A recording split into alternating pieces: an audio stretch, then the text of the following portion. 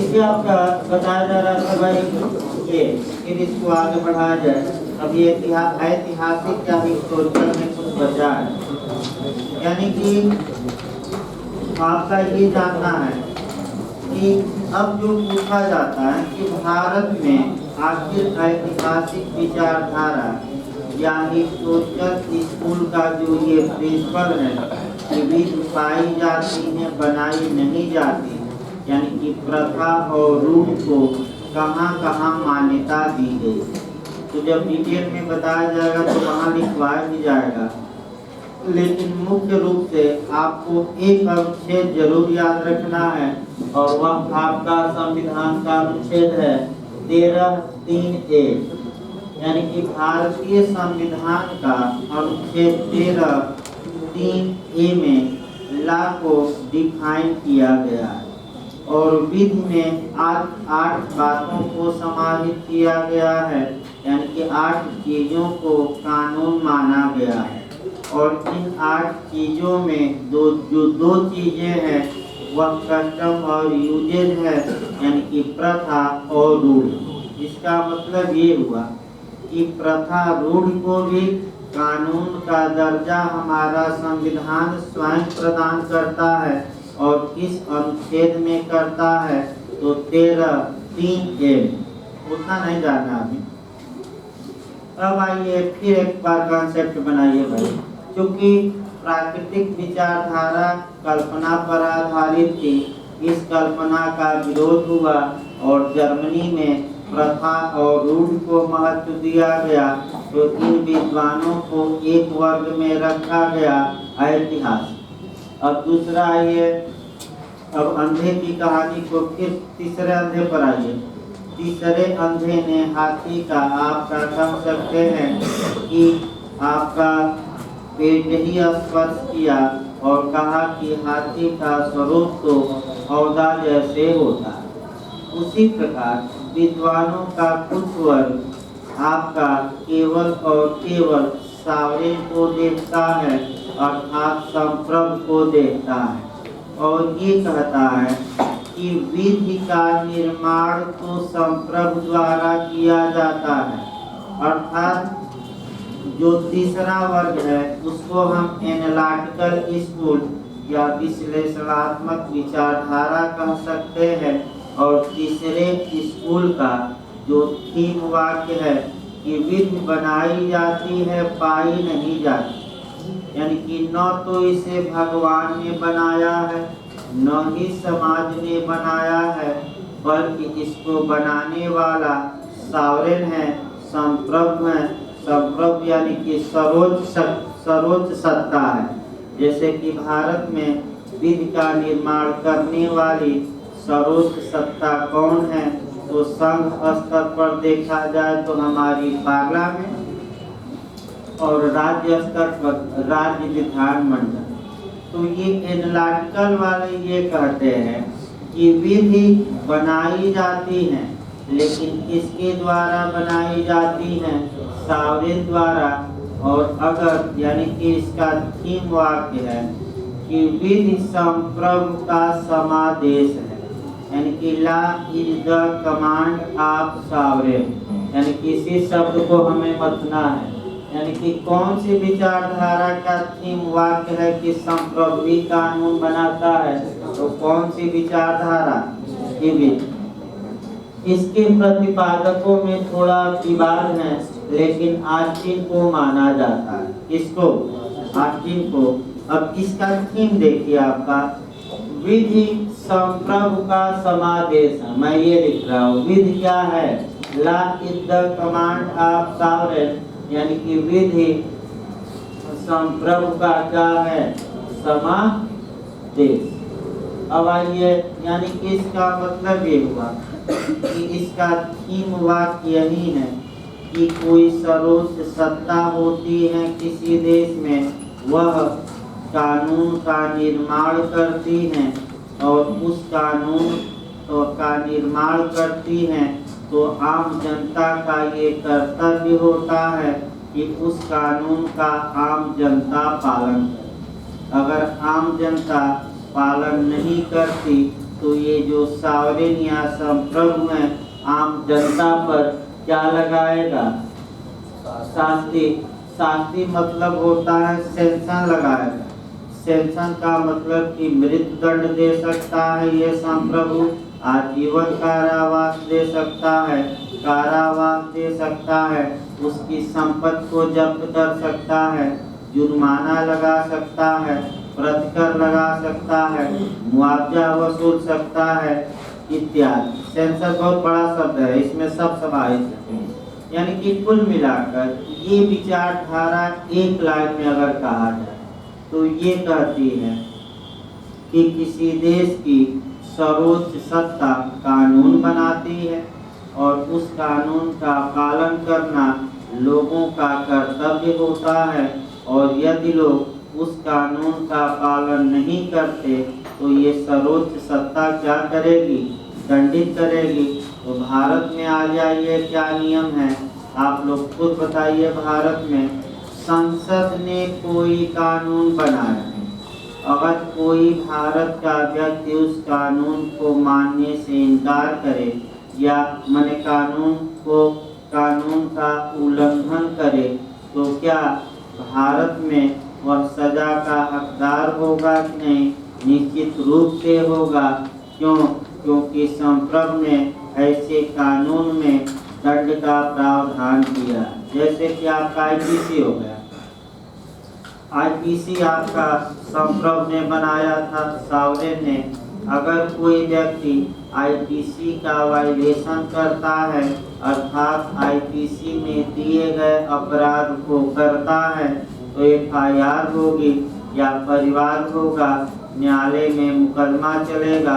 और न्यायालय हमारे आपके नहीं है, ये सावरेन के हैं, और न्यायालय ऐसे व्यक्तियों को क्या करेगा? दंड। इसका मतलब ये हुआ, ये विचारधारा ये कहती है कि भय बिन प्रीत नहीं होती। इसका मतलब ये हुआ कि ये विचारधारा ये मानती है कि लोग कानून का पालन किस कारण करते हैं? डरवश। क्या डर रहता है कि अगर हमने पालन नहीं किया तो ये जो संप्रभु हैं ये हमें क्या करेगा? दंड। यानी कि इसका एक लाइन में इसका थीम देखिए। इस विचारधारा के अनुसार विधि का पालन लोग इसलिए करते हैं क्योंकि आपका उनको डर रहता है, भय रहता है। किसका?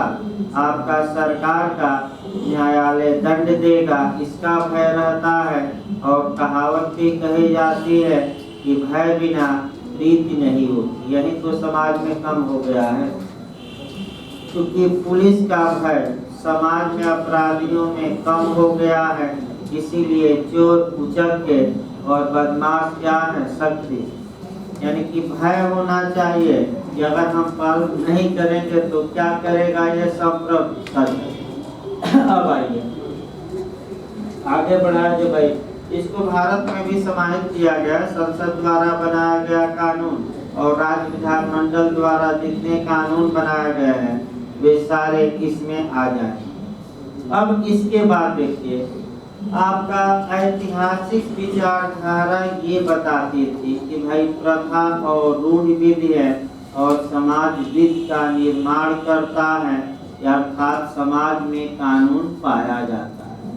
जबकि इसके विपरीत विश्लेषणात्मक के विद्वान ये कहते थे कि संप्रभु या हेड कानून बनाता है और अगर उस कानून का कोई व्यक्ति पालन नहीं करता तो आपका हेड या संप्रभु क्या करता? उसको दंड।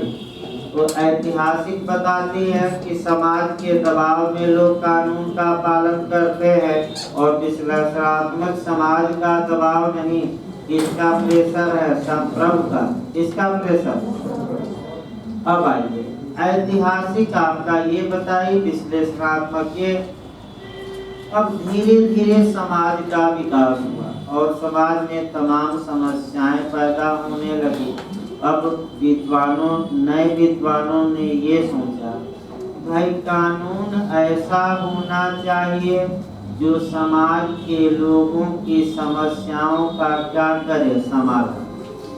चाहे वह प्रथा से या रूढ़ से कानून आए या कानून संप्रभु बनाए, दोनों कानूनों का जो एम होना चाहिए, लक्ष्य होना चाहिए, वह ये होना चाहिए कि समाज के अधिक से अधिक लोगों का अधिक से अधिक कल्याण, यानी कि लोक कल्याण सर्वोच्च विधि होती है, पापुलर लेक्स सुप्रीमो होती है। फिर एक बात समझिए, ऐतिहासिक विचारधारा और विश्लेषणात्मक विचारधारा समाज के उन्नत के लिए कोई कार्य नहीं करती।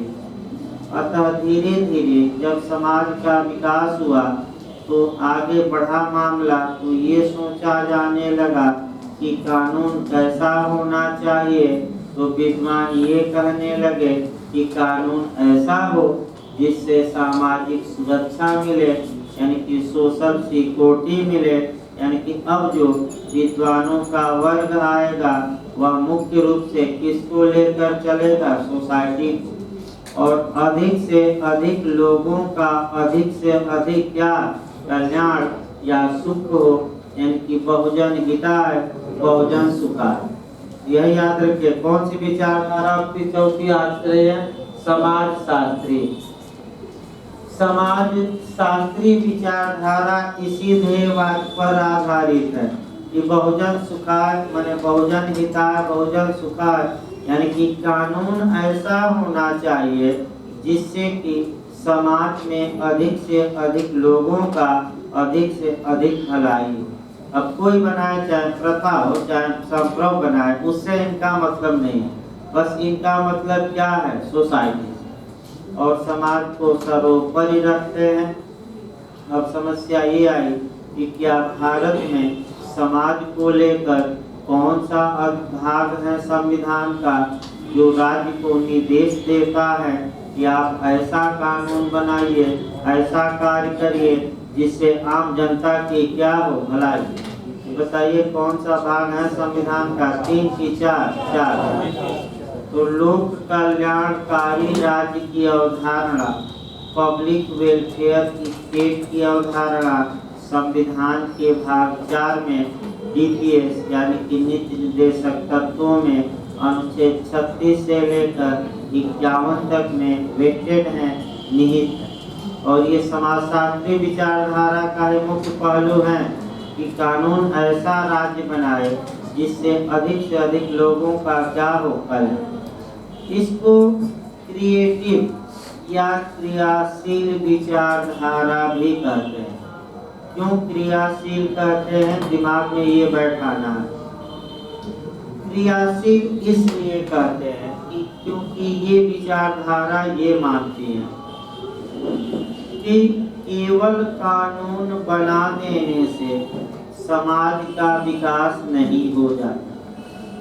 अब ये भी देखा जाना चाहिए कि क्या वह कानून समाज में लोग व्यवहार में लागू कर रहे हैं।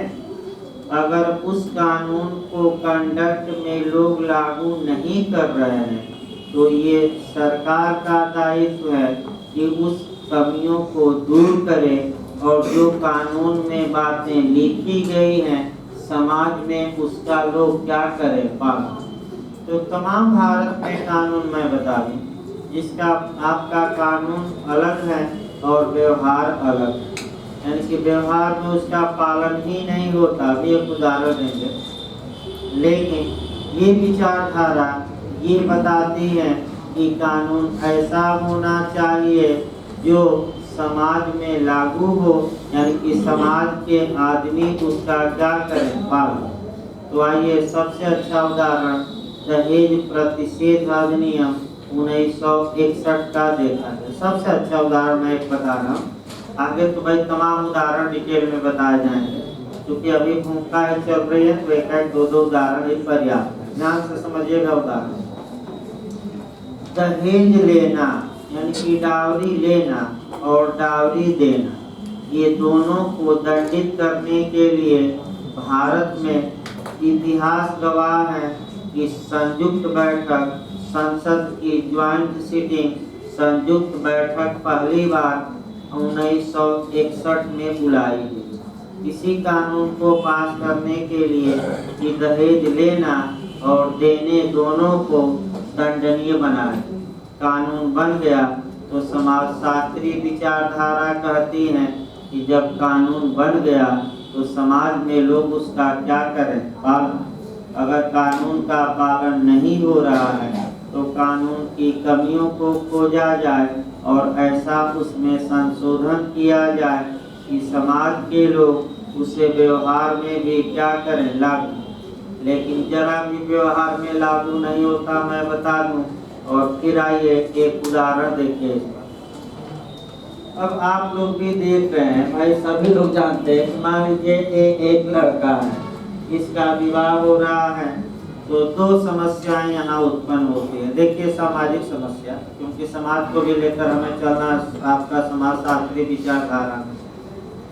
पहले अगर एक की वास्तव में इच्छा है कि वह बिना डावर यानी कि डावरी के, बिना दहेज के विवाह करे और उसकी इच्छा की पूर्ति के लिए वह कार्य भी करता है, तो देखिए समाज क्या कहता है कि लड़के में जरूर कुछ न कुछ अवगुण होगा, जरूर कुछ न कुछ गांव में पई कहा जाता है, या उसको क्या बोलते हैं, कमी, जरूर कुछ न कुछ कमी होगी। इसीलिए तो इतना सुंदर लड़का है, नौकरी भी पाया है और बिना दहेज के शादी करेगा आजकल।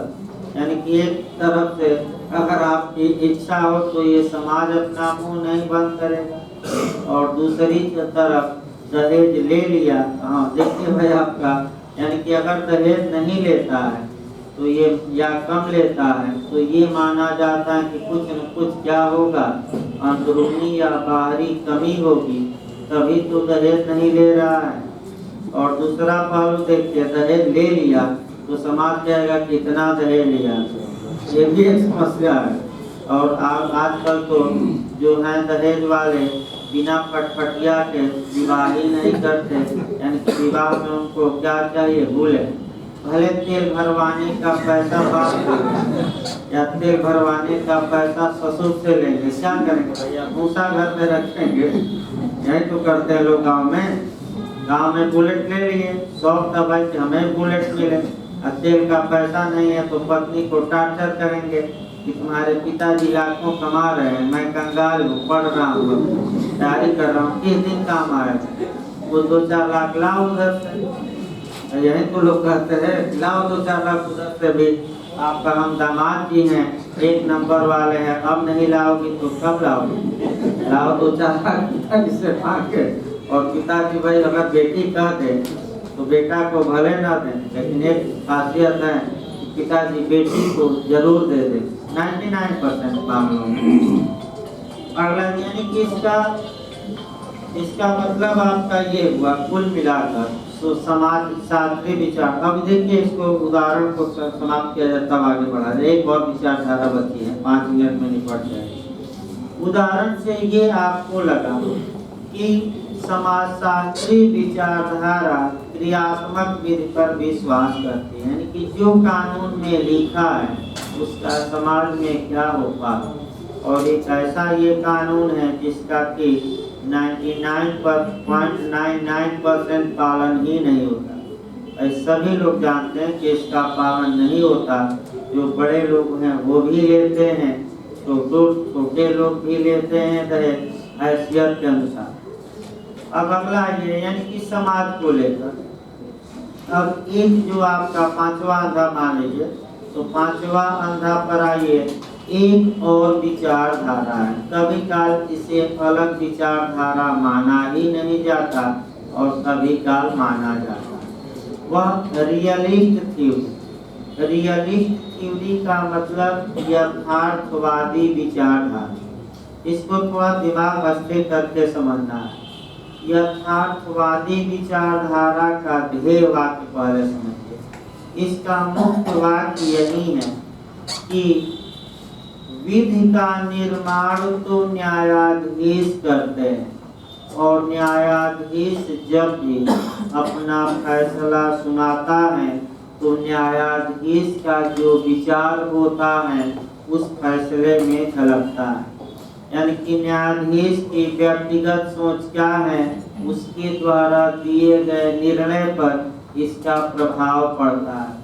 वह किस परिवेश में पला है, किस देश में पला है, गरीबी से ऊपर उठा है, एसी में रहकर जज बन गया, क्या गरीबी से कभी नाता मैंने पढ़ा है कि नहीं, कष्ट झेला, या अचानक पिताजी की पदवी, पिताजी जज थे तो जज बन गया, जैसे सुप्रीम कोर्ट हाई कोर्ट, पिताजी जज हैं तो क्या बन गया, आम जनता को क्या मानेगा, वो तो भाई घमंड में चूर रहेगा कि हमारे पिताजी जज थे, हम भी जज हैं। तो इसका मतलब ये हुआ कि जब भी न्यायाधीश फैसला सुनाता है, उस फैसले पर उसकी व्यक्तिगत छाप या पर्सनालिटी का क्या पड़ता है असर। अगर न्यायाधीश उदारवादी हैं, लिबरल हैं, तो जनता के अधिकार की रक्षा करेगा, और खंटूस हैं, खंटूस मतलब कि कठोर हैं, तो जनता के अधिकार चक्की में क्या होंगे, पिस जाएंगे। तो ये विचारधारा, जैसे कि घर में झगड़ा कर आया, घर में बीवी से या पति पत्नी में झगड़ा हो गया, या पुत्र से ही बहस हो गई, या पुत्री से हो गई, और आकर जज की कुर्सी पर बैठा, और उस दिन जिसका मामला पड़ जाएगा बताइए प्रभाव पड़ा कि नहीं। और जबकि न्याय तो निष्पक्ष और क्या होना चाहिए, लेकिन ऐसा होता नहीं। समाज में उदाहरण जैसे पीएन भगवती थे, कृष्णा अय्यर थे, ये दो लोग थे जिन्होंने समाज को लेकर चला और सरकार से समाज की या आम जनता की काफी क्या की रक्षा। और कुछ जज होते हैं कि सरकार के विपक्ष में फैसला देने में उनकी कलम ही रुक जाती है। तो हाई कोर्ट में भी ऐसा होता है कि लोग डेट लगवाना है तो कौन जज खंटूस है, कौन उदार है, पहले देखा जाता है, और तब डेट लोग लगवाते हैं कि यहाँ से फैसला हो सकता है, और ये तो सरकार का पक्षधर जज है, जबकि जज को ऐसा नहीं होना चाहिए। लेकिन अंकल सिंड्रोम से ज्यादा जज क्या है, ग्रस्त, यानी कि हाँ ये हमारे चाचा हैं, ये हमारे मामा हैं, चेहरा देखकर क्या दे देते हैं। एक और बात ये बताती है विचारधारा, ये तो व्यक्तिगत प्रभाव की बात है कि पड़ता।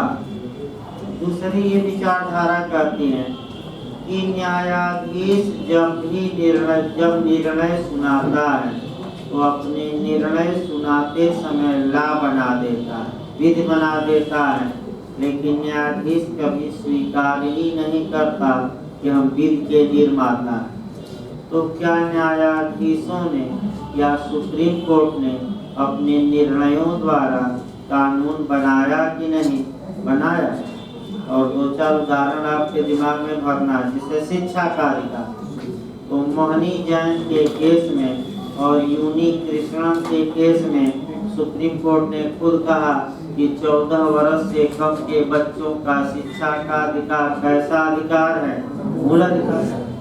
तो अब यानी कि सुप्रीम कोर्ट ने निर्णय दिया, तो जब कानून बनाया जाता है तो उस निर्णय को दिमाग में संसद क्या रखती है, ध्यान बताइए, ध्यान में रखा गया कि नहीं, इस केस को रखा गया। और ध्यान में रखते हुए भारतीय संविधान में एक नया अनुच्छेद जोड़ा गया 21A, जहाँ की 14 वर्ष से कम के बालकों का शिक्षा का अधिकार क्या बनाया गया। तो किस केस का प्रभाव था, तो आप कह सकते हैं कि यूनी कृष्णन का। इसका मतलब लास्ट में आइए, क्योंकि डिटेल में तो हमें चलना है, भारत में तमाम संविधान और तमाम कानून जोड़े। लास्ट में यही आया आपका निष्कर्ष कि जिस प्रकार 5 अंधे हाथी के अलग अलग स्वरूप का स्पर्श किए थे और जितने अंग का स्पर्श किए उसी को क्या मान लिए हाथी, उसी प्रकार विधियाला की परिभाषा को लेकर विद्वानों में एक राय नहीं है। जो विद्वान विधि के जितने अंग को स्पर्श किया, जितने अंग को देखा, उसी को क्या मान लिया, विधि। और जिस प्रकार 5 अंगों से मिलकर हाथी बनता है, तो विधि भी 5 है, यानी कि पांचों विचारधारा वाले अपने अपनी जगह पर सही भी हैं, क्योंकि सभी विचारधाराओं की बातें कुछ न कुछ कानून में हमने क्या की मिलती हैं, इसमें कोई शक नहीं है। प्राकृतिक विचारधारा भी, आपका ऐतिहासिक भी हमने बताया, विश्लेषणात्मक भी बताया, और आपका समाजशास्त्री भी, और यथार्थवादी का भी एक अच्छा उदाहरण कम से कम दिया है किसे, यानी कि फिर एक बार कंसेप्ट लास्ट में बना लीजिए भाई, सबसे प्राचीन विचारधारा कौन है और ये किस पर आधारित है, कल्पना पर। इसके प्रतिक्रिया स्वरूप कौन सी दो विचारधाराएं उत्पन्न हुई, ऐतिहासिक और विश्लेषण। और ऐतिहासिक और विश्लेषणात्मक में थोड़ा थोड़ा सुधार करते, यानी कि इसका मॉडिफाई रूप समाजशास्त्री है, थोड़ा थोड़ा क्या किया गया, सुधार। और यथार्थवादी को कोई माना जाता है नया विचारधारा, कुछ विद्वान तो मानते ही नहीं, कहते हैं कि ये समाजशास्त्री है। लेकिन ये रियलिस्ट थ्योरी अलग पढ़ाई जाएगी, और ये किसके द्वारा उत्पन्न की गई है, पूछा गया था यूपी में, न्यायाधीश द्वारा कि संप्रभु द्वारा, बताइए किसके द्वारा। हाँ, न्यायाधीश, संप्रभु नहीं। एक क्वेश्चन आया था एक बार, यथार्थवादी से कम क्वेश्चन बनता है, लेकिन पिछली बार एक क्वेश्चन बना था कि कौन सी विचारधारा न्यायाधीशों द्वारा सृजित की गई है। तो इसमें जो आपको मिलेंगे न्यायाधीश मिलेंगे, और उनके क्या मिलेंगे। तो इस प्रकार भाई आपका आज का क्लास समाप्त किया जाता है। अभी 15 मिनट बाद आपका एविडेंस चलेगा। देखिए आपका सोमवार से शेड्यूल क्या रहेगा भाई, 8:15 बजे से सीपीसी पहले चलेगी 9:15 तक, फिर 10:30 से नहीं 9:30 से 10:30 तक जूरिस्प्रूडेंस चलेगा, ये आपका शेड्यूल। उसके बाद से आपका एविडेंस और इत्यादि चलता है। 1 बजे तक क्लास चलता है, और सबको कहा जा रहा है भाई जिसको केवल मैंने पूरा पढ़ना है पूरा पढ़ें, और आपका 2 पढ़कर निकल जाना है तो 10:30 बजे तक क्या करें, निकल। तो अभी आपका एविडेंस चलेगा, और एविडेंस में 141 से पढ़ाना है। तो जिनको पढ़ना होगा 15-10 मिनट बैठे ना तो निकल सकते हैं लोग, कोई कल क्लास आप रहेगा भाई, रविवार को बता दिया।